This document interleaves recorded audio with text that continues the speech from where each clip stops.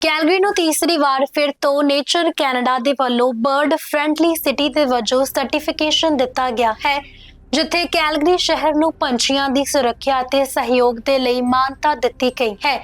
ਦੱਸਦੇ ਕਿ ਕੈਲਗਰੀ ਦੇ ਵਿੱਚ ਸਾਲ ਭਰ ਕਰੀਬ 300 ਕਿਸਮ ਦੇ ਸਥਾਨਕ ਅਤੇ ਪ੍ਰਵਾਸੀ ਪੰਛੀ ਮਿਲਦੇ ਹਨ।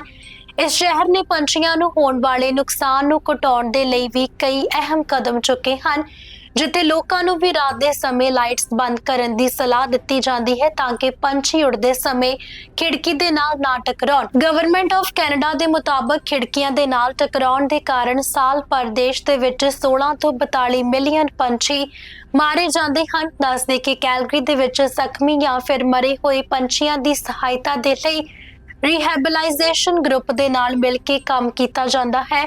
ਸ਼ਹਿਰ ਦੇ ਵਿੱਚ 8500 ਹੈਕਟੇਅਰ ਤੋਂ ਵੱਧ ਨੈਚੁਰਲ ਸਪੇਸੀਜ਼ ਹਨ।